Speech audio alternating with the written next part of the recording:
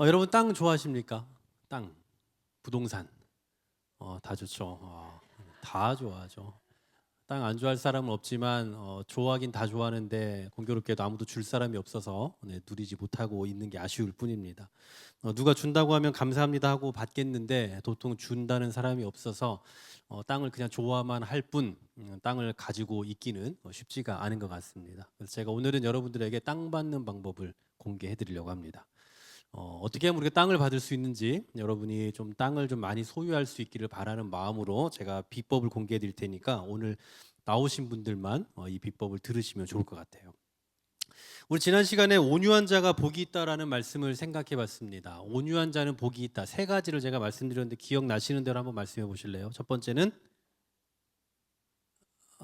우리의 첫 번째는 어떤 하나님이요? 어떤 하나님께 맡겨요? 그렇죠. 네. 공의의 하나님께 맡기는 거죠. 우리가 괴롭고 힘들고 또 어떤 그 특수한 상황을 당했을 때에 내가 갚으려 하는 것이 아니라 공의의 하나님께 의탁하는 자세를 갖는 사람. 그게 바로 온유한 자세. 그리고 두 번째는 뭐였습니까? 권사님 지금 지난주에 적으신 거 꺼내신 건가요? 네, 잘하셨습니다. 네, 맞습니다. 두 번째는 그냥 우리가 그렇게 소극적으로만 하나님께 빌고만 있는 것이 아니라 더 적극적으로 그 사람을 향해서 복을 비는 것. 그리고 마지막 세 번째는 뭐 어차피 다 보고 계시니까 의미 없을 것 같아요. 마지막 세 번째는 우리 자신을 정당하게 평가하는 겁니다. 자, 이 세 가지가 딱 종합이 되면 그럼 우리의 삶에 어떤 자세로 흘러나오게 될까요? 사랑과의 관계 속에서 드러나게 된다라고 말씀드렸죠. 우리가 하나님과의 관계 속에서 이렇게 우리의 관계가 하나님과 형성이 되면 그러한 삶으로 인해서 변화된 우리의 모습이 마땅히 사랑과의 관계 속에서 드러나게 되고 착한 행실로 나타나게 되어 있다라고 말씀드렸어요. 자, 이렇게 온유한 사람들에게 하나님께서 주시는 복이 뭐냐라고 오늘 본문에 보니까 온유한 자는 복이 있나니 그들이 땅을 기업으로 받을 것입니다라고 말씀하죠. 땅을 기업으로 주신대요. 다시 말하면 지난 시간에 우리가 생각해봤던 대로 그러한 삶을 사는 사람들, 하나님 앞에서 그런 자세로 사는 사람들에게 땅을 기업으로 주신다고 해요. 조금 더 정확하게 시편 37편 9절에 보니까 이렇게 말씀을 해요. 진실로 악을 행하는 자들은 끊어질 것인데 여호와를 소망하는 자들은 땅을 차지하리로다라는 거예요. 땅을 그냥 준다, 기업으로 준다 이렇게 조금 약간 추상적인 의미로 말하지 않고 땅을 차지하게 된대요.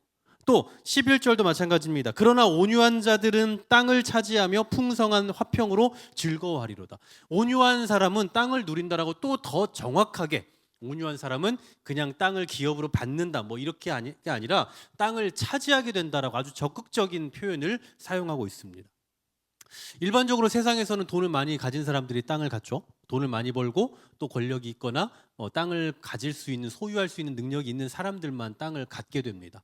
그런데 오늘 성경에서는 돈 있는 사람이 땅을 차지하는 것이 아니라 온유한 사람이 땅을 차지한다라고 말씀을 하고 있는 거예요. 자, 그렇다면 땅을 차지한다, 땅을 얻게 된다, 땅을 기업으로 받게 된다. 이게 도대체 무슨 의미인가? 이제 좀 한번 차근차근 생각해 봐야 됩니다. 먼저는 땅이 뭔가를 생각해야죠. 땅. 도대체 그 땅이 뭔가? 우리가 그렇게 사랑하고 그렇게 좋아하는 땅은 뭐냐? 여러분, 땅을 만드신 분은 누굽니까? 하나님이죠. 그러면 땅의 주인은 누군가요? 하나님이에요. 그럼 하나님께서 이 땅을 왜 만드셨는가? 만드셨을 때는 목적이 있겠죠. 창세기 1장 26절 28절에 보면 이 땅은 하나님께서 사람에게 주시고 나서 사람에게 이 땅을 뭐 하라고 하셨어요? 땅에 종속되어라. 땅에 굴복해라. 이게 아니라 땅을 다스리라고 말씀했죠.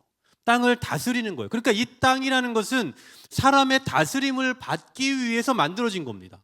그러면 이 사람이 건강하게 이 땅을 다스리게 되면 하나님께서 애초에 땅을 만드신 그 목적대로 땅이 이렇게 땅이 뭐라고 해야 되죠? 땅이 잘 활발하게 혹은 땅이 그 목적에 부합하게 존재할 수 있는 거겠죠. 그런데 그것을 다스려야 되는 사람이 죄를 지었어요. 그러니까 건강한 멀쩡한 사람이 땅을 잘 다스림으로써 이 땅의 목적을, 존재 목적을 잘 드러내야 되는데 이 사람이 하나님께 순종하길 거부했다고요. 그 사람이 죄인이 됐어요. 그래 이 사람이 그 죄인인 사람이 땅을 다스리게 되니 땅이 어떻게 됩니까? 건강하게 다스려질까요? 아니겠죠. 그것을 다스리는 사람이 하나님께 불순종하고 죄를 짓고 있으니, 그러니 그 땅을 다스리는 그 형태도 역시나 죄악이 어떤 만연한, 죄악이 가득한 그런 형태로 다스리게 된다는 거예요. 결국은 사람이 죄를 지음으로 사람이 타락한 것을 넘어서 사람이 다스려야 되는 땅도 타락하게 된 거예요. 이건 필연적인 겁니다. 그래서 우리가 그냥 뭐 죄를 지어서 사람이 뭐 범죄하고 사람이 구원을 못 받고 사람이 뭐 죽을 수밖에 없다 이렇게 얘기하는데, 사실은 더 정확히 말하면 사람만 그렇게 된 게 아니라 땅도, 세상의 모든 자연 만물도 다 타락했어요. 다. 그렇게 보는 게 맞습니다. 그래서 예수님이 구원하심으로 인해서 다 회복됐잖아요. 사람만 회복된 게 아니라 모든 자연 만물까지 다 회복됐다고 보는 거예요. 왜냐하면 죄인인 사람이 다스렸으니 다 문제가 발생하는 거죠. 여러분, 우리가 뭔가 다스린다라고 할 때는 어떤 의미를 갖습니까? 군림한다? 아니잖아요.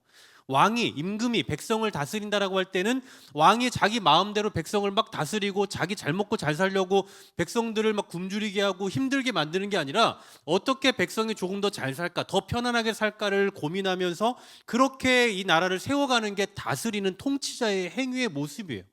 그러니 사람도 마찬가지로 사람이 땅을 다스린다라고 할 때는 내 마음대로 막 내가 하고 싶은 대로 사고 팔고 뭐 기경하고 뭐 다 바꾸고 이렇게 하는 게 아니라 하나님께서 원하시는 그 본래의 목적에 합당하게 그것을 잘 가꾸고 다스려 가야 되는 거죠. 그런데 사람이 범죄하게 되니까 본래의 땅의 존재 목적이 다 사라져 버린 거예요. 여러분, 오늘날 인간을 한번 보십시오. 오늘날 사람들이 땅을 다스리는 그 형태를 한번 보세요. 어떻습니까? 그냥 자기가 좋은 대로 사고 팔고 그리고 또 마음대로 다 그냥 개척을 해요. 다 그냥 뒤집어 엎어요. 그냥 모든 게 다 사람 중심이에요. 다스리는 사람이 죄인이고 다스리는 사람이 죄성을 가지고 있고 다스리는 사람이 온통 욕심에 가득 차 있으니까 땅을 그냥 우리 마음대로 우리가 하고 싶은 대로 그렇게 개발한다는 거죠. 실제로 성경에 보면 이 땅이라는 건요, 철저히 누구에게 종속되어 있냐면 하나님께 종속되어 있어요. 하나님께 소속이 되어 있다고요. 그래서 이스라엘 백성들이 땅에 살잖아요. 땅을 이렇게 그 분배를 받아서 사는데, 이 사는 개념을 뭐라고 표현을 하냐면 빌려 쓰는 개념으로 써요. 빌려 쓰는. 그러니까 우리가 뭐 월세를 내든지 전세를 하든지 빌려 쓰는 개념이잖아요. 근데 이 구약 성경에서도 이스라엘 백성들이 땅에 머물며 사는 것을 땅을 돈 주고 아예 내가 가졌다 이게 아니라 소유하는 개념이 아니라 하나님이 주인이 그 땅을 내가 임시로 잠깐 빌려 쓴다라는 표현을 갖고 있다고요. 그래서 여러분 구약 성경에 보면 이런 표현들이 자주 나와요. 지게석을 옮기지 말라. 지게표를 옮기지 마라. 경계석을 옮기지 마라. 이게 다 무슨 얘기입니까? 경계표, 지게표, 이건 다 무슨 얘기냐면 땅의 경계가 있잖아요. 여기까지 우리 땅, 저기는 너희 땅, 이렇게 땅이 경계가 있잖아요. 그 경계표를 움직이지 말라는 거예요. 하나님이 정해놓으신 경계를 움직이지 말아라라는 말씀인데, 왜 이걸 움직이게 되는 이 상황이 언제 발생합니까? 이걸 왜 움직여요? 여러분, 경계표를 움직이는 이유는 뭘까요? 더 가지려고 하잖아요. 조금 더 가지려고 경계표를 옮기는 거 아닙니까? 여기까지가 내 땅인데 조금 더 갖고 싶어서 살짝 경계표를 미루는 거예요. 그러니까 이런 욕심이 발동하니까 경계표를 밀게 되는 거예요. 그래서 하나님께서 말씀하시는 겁니다. 내가 정해놓은 대로 살아라. 내가 정해놨으니 이거 옮기지 말아라 라고 해서 경계표를 옮기지 말라라고 말씀한다고요. 근데 그 당시에도 오늘날과 똑같은 땅에 대한 욕심이 있었던 것 같아요. 재밌는 게 뭐냐면 경계표를 옮기지 말라고 그렇게 성경에서 말씀했고 율법에서도 요구를 하고 있음에도 불구하고 이스라엘 백성들이 이것을 지켰다라는 얘기가 한 번도 나오질 않아요. 그러니까 이스라엘은 뭐 정말 우리도 좀 그랬으면 좋겠다라는 그 생각이 있는데, 저당을 잡거나 저당을 잡히거나 뭐 누구에게 팔리거나 뭐 어떻게 했든 간에 이 땅이 50년이 지나면 희년이 되면 다 원상복구를 해야 돼요. 다. 그러니까 내가 누군가에게 뭐 돈을 빌려줘서 땅을 내가 저 땅을 잡고 있다. 그러면 이 땅을 갖고 있으면 내 소유가 되는 게 아니라, 저 사람이 나에게 돈을 못 갚으면 내가 그때까지 계속 갖고 있는 게 아니라 50년이 지나면 희년이 되면 그냥 무조건 다 돌려줘야 된다고요. 내가 돈을 못 받았어도. 얼마나 좋을까요? 이런 세상이 되면 좋은데. 근데 다시 말씀드리지만 이스라엘 사회에서 이런 걸 지켰다라는 기록이 단 한 번도 나오지 않는다고요. 사람은 뭐 예나 지금이나 땅을 정말 좋아하는 것 같아요. 땅을 한번 소유하면 그냥 평생 자기 거라고 생각하는 거예요. 근데 성경에서 뭐라고 말씀한다고요? 땅의 원주인은 누구라고요? 하나님이라고요. 그래서 제가 여러분에게 오늘 땅을 드릴게요라고 말하면 이건 그냥 실언인데요. 하나님께서 우리에게 땅을 주신다라고 말하면 이건 믿을 만한 얘기예요. 왜냐하면 하나님이 주인이고 하나님이 통치자고 하나님이 주권자이기 때문에 우리에게 주시겠다라고 하면 주실 수 있다라는 거예요. 자, 그렇다면 이제 여기까지는 알겠어요. 하나님이 땅의 주인이시고 그래서 우리에게 땅을 줄 수 있는 능력도 있는 분이다라는 것까지는 알았습니다. 그럼 이제 문제는 언제 어떻게 주시겠냐라는 거죠. 우리에게 땅 언제 주실까요? 정말 죄송하고 아쉬운 말씀이고 또 여러분 이미 다 예상하셨을지 모르지만 여기서 말씀하는 땅을 준다라는 건 우리 눈에 보이는 실물을 말하는 건 절대 아니죠. 네. 뭐 이미 다 아셨던 거죠. 약간 실망하시는 거 아니죠?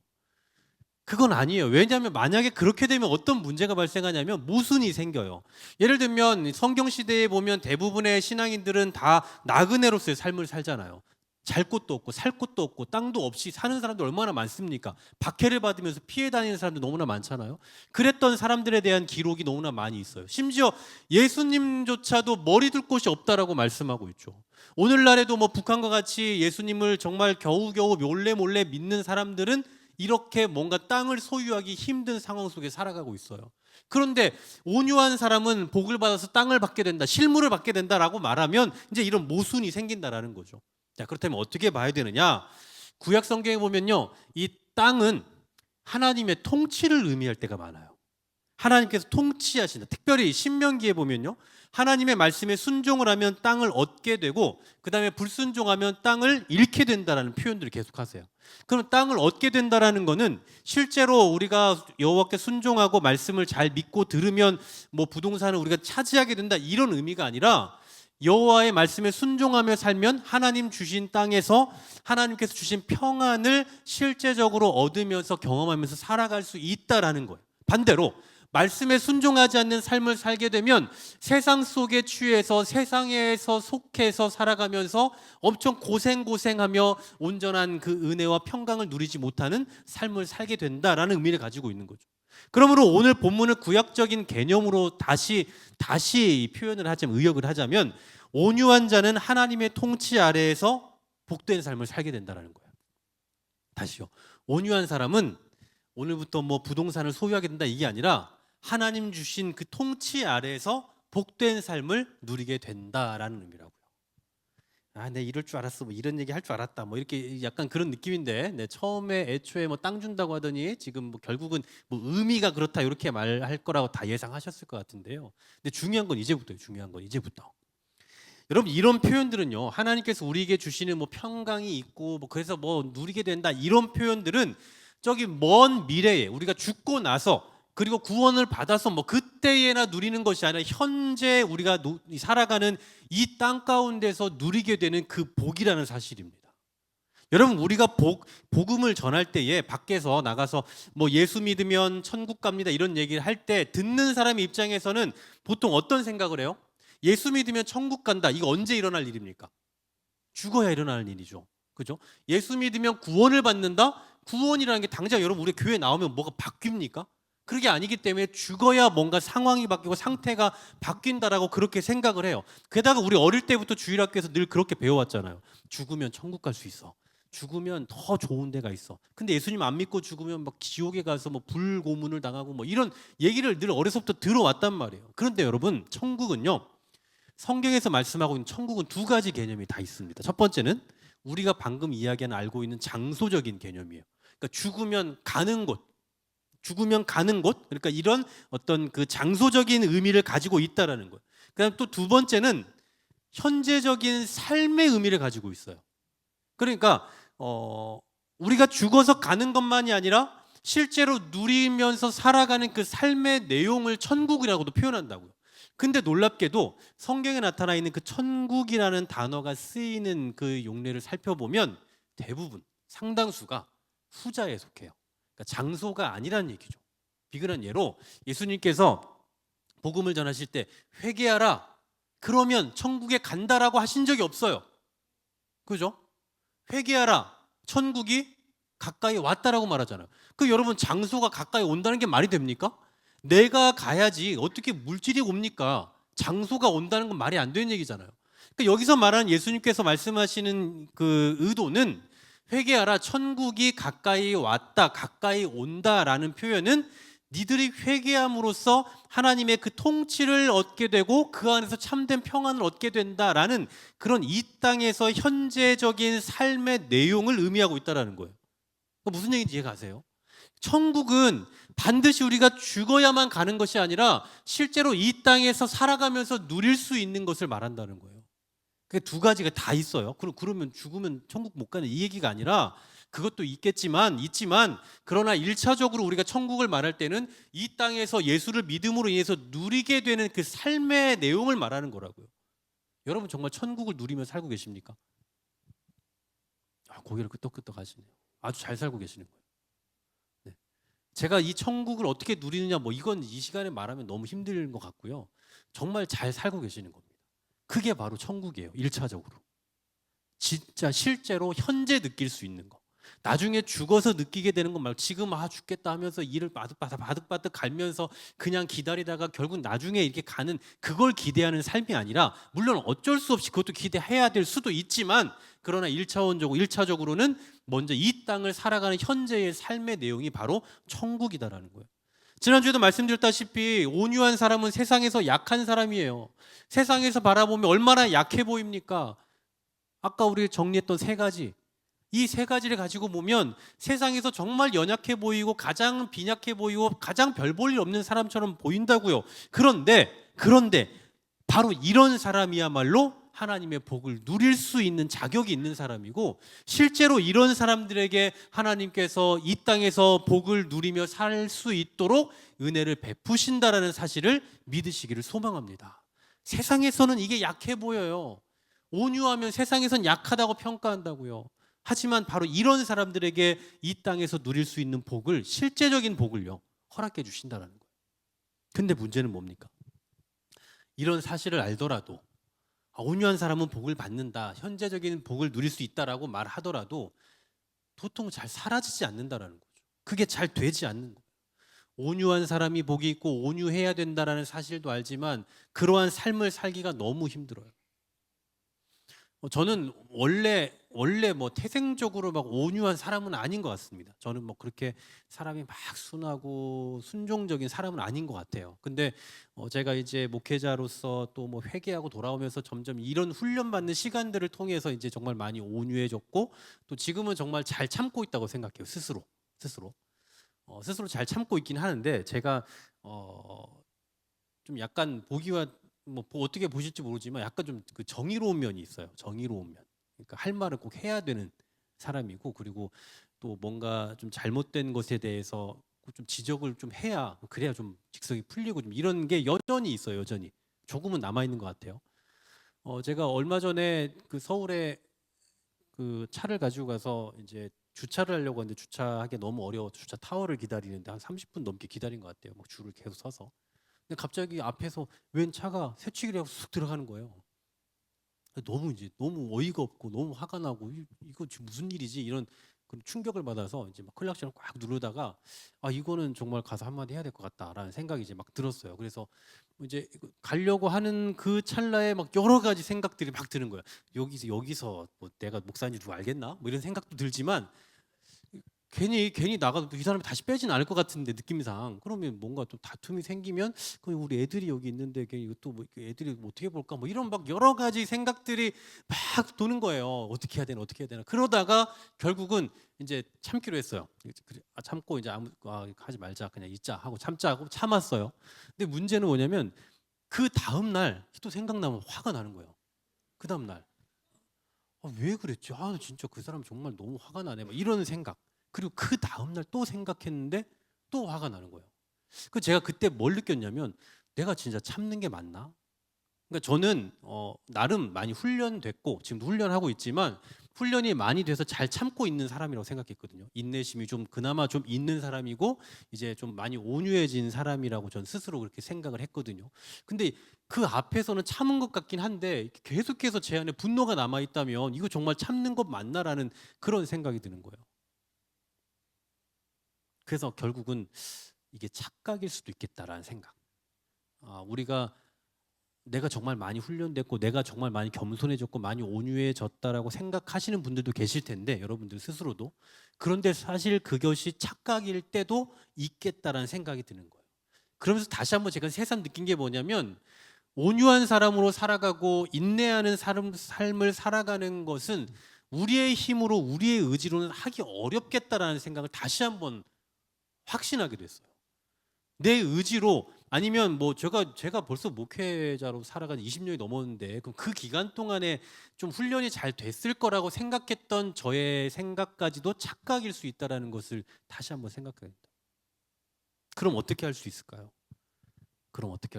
갈라디아서 5장 22절, 23절 잘 아시는 말씀이죠. 오직 성령의 열매는 사랑, 희락, 화평, 오래 참음, 자비, 양선, 충성, 온유, 절제 이 같은 것을 금지할 법이 없다고 하시잖아요. 바로 우리가 가져야 될 이 성품, 온유함도 이 안에 포함되어 있죠. 이런 모든 것들은 결국 어디에서부터 흘러나오는가 보니 성령의 열매라고요. 그러니까 단순히 우리의 훈련으로, 우리의 노력으로, 우리의 의지로 나타날 수 있는 게 아니라 성령님께서 함께 하심으로 인해서 나타나는 열매더라라는 거예요. 또 갈라디아서 5장 16절도 그렇습니다. 내가 이르노니 너희는 성령을 따라 행하라. 그리하면 육체의 욕심을 이루지 아니하리라. 육체의 욕심을 이루는 삶을 살잖아요. 근데 이것도 역시나 하지 말아야지 훈련한다고 되는 것이 아니라 성령을 따라 행할 때 되는 일이라고. 또 갈라디아서 5장 25절도 그렇습니다. 만일 우리가 성령으로 살면 또한 성령으로 행할지니. 자, 성령으로 행하려면 어떻게 살아야 된다고요? 성령으로 살아야 된다고요. 그러니까 성령의 인도하심을 구하며 성령님을 의지하는 그 삶을 살아갈 때 비로소 온유한 삶도 나오고 우리에게 변화된 삶도 나오게 된다라는 거예요. 여러분 사실 이 팔복의 말씀은요, 우리가 지금 이제 세 번째잖아요. 심령이 가난하고 애통하고 그다음 온유한 세 번째인데 가면 갈수록 우리에게 더 절망스럽게 만들어요. 가면 갈수록. 왜냐하면 우리의 뜻대로, 우리의 원대로, 우리의 노력대로, 우리의 훈련한 그 성과대로 이룰 수 있는 게 아니라는 걸 알기 때문이에요. 그래서 우리는 이러한 예수님의 요구 앞에서 언제나 절망을 느끼는 겁니다. 절망스러워지는 거예요. 이렇게 하면 복을 받는다, 이렇게 하면 하나님 은혜 주신다라고 하는데 사라져야 말이죠. 안 사라지는데 어떻게 합니까? 여러분 모르는 분 계세요? 심령이 가난해야 된다, 애통해야 된다, 온유해야 된다 모르는 분 계시냐고요? 기독교인은 사랑이 많아야 된다라고 말하는데 여러분 정말 우리 사랑 많습니까? 다 알고 있지만 쉽지 않아요.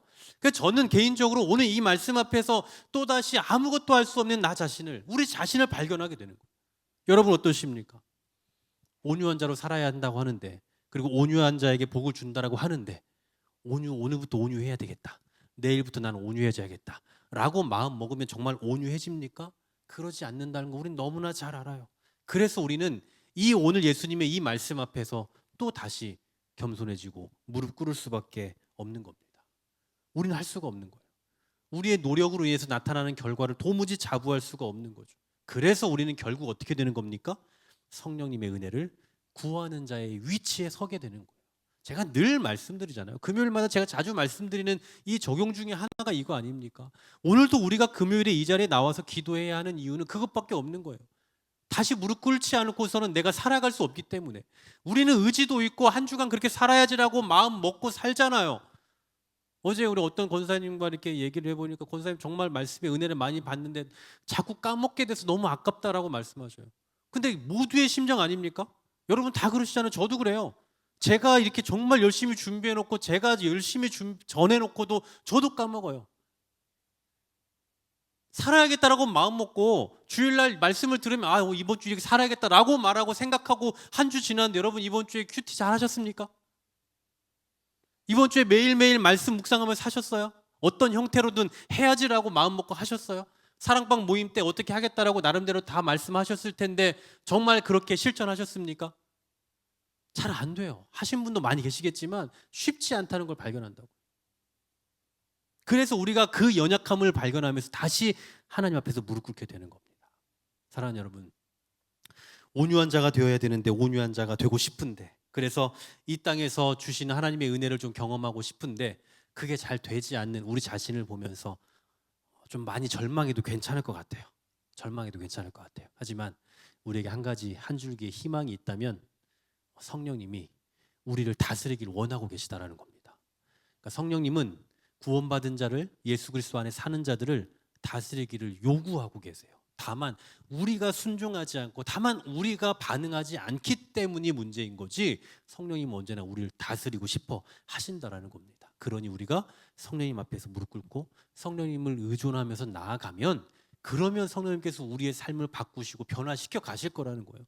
물론 당장 눈앞에서 보이지 않고 또 포기할 때가 있고 또 실패할 때도 있겠지만, 그러나 또 그때마다 다시 성령님 앞에 무릎 꿇고 다시 성령님 앞에 의탁하는 삶을 살아가면 또 우리를 붙들어 가신다라는 사실이에요.